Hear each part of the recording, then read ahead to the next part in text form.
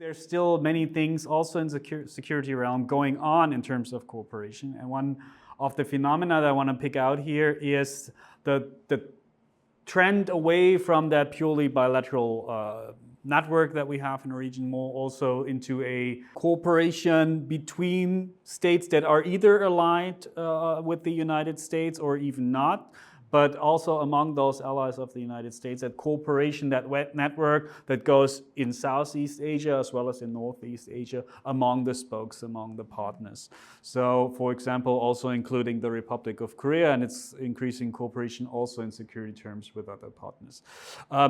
Where do you see that, Veerle? Do you see it as something that fits into the picture we just painted? Do you see it as a new trend and as something to continue over the next time? Yeah, absolutely, Thomas. Look, I think given the security situation in the Indo-Pacific and how that has evolved quite drastically over the last couple of years, or intensified over the last couple of years, be that the issue of North Korea, be that nuclear dynamics more generally, including, of course, between the United States and China, maritime security around the Taiwan Strait, and of course, South China Sea. I mean, all of these issues have really, I think, come to the forefront and awakened a sense that there needs to be a greater effort between countries to build cooperation mechanisms amongst them. So no longer just relying on the United States.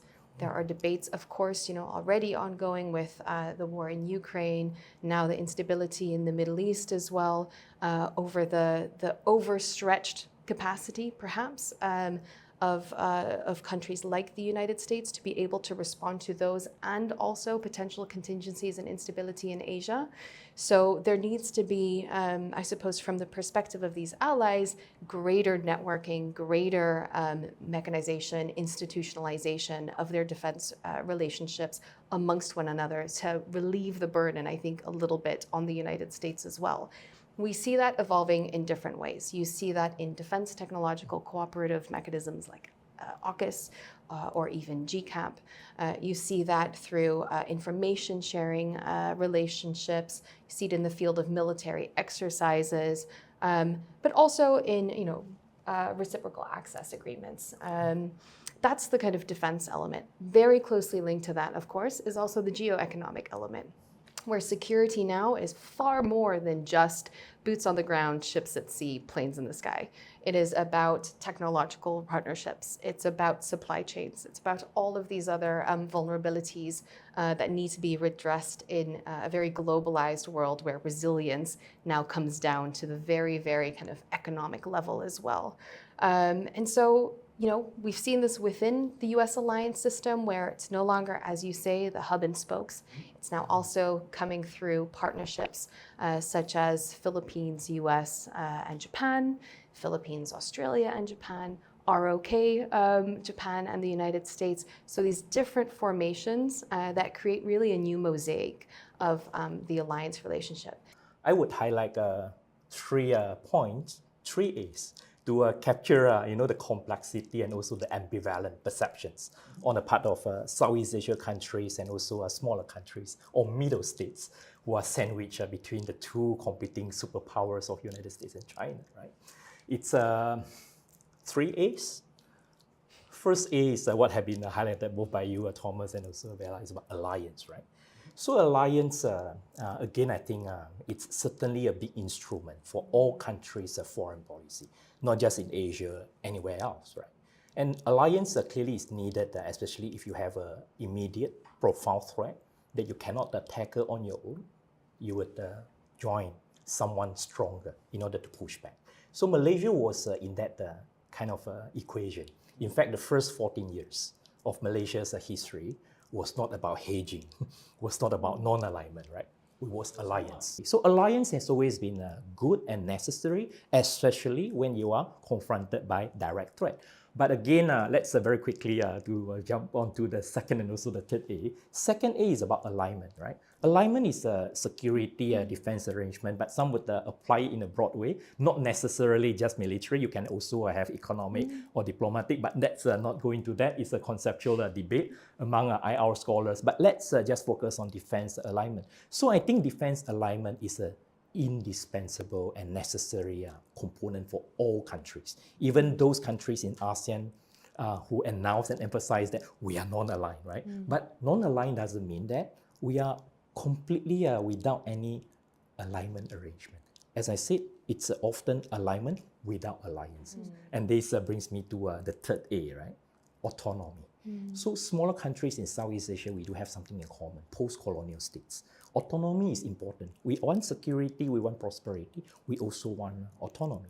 In order to strike a good balance, in the absence of direct threat, we want to try as much as possible to pursue all three things: security, prosperity, and also autonomy. And therefore, alignment is being chosen as the primary approach for many ASEAN countries. Perhaps the Philippines right now, with what is going on in South China Sea is an exception. But you look at Thailand, another treaty ally of US, also choose something similar compared to Malaysia, Indonesia, Singapore, Vietnam, so on and so forth. So here it is, the big powers, Malaysia somewhat in between and trying to find a balance there as well. Let's talk about this a little more and how it works, how realistic it is. I know you're an expert, I should say that again, the middle power strategies and what all comes into that. Please elaborate a little bit more on that balance. Sure. I think this is a very complex, difficult question. So I guess to cut the long answer short, the best way to kind of respond would be about non-alignment via multi-alignment. I think this is a trend that we are seeing happening.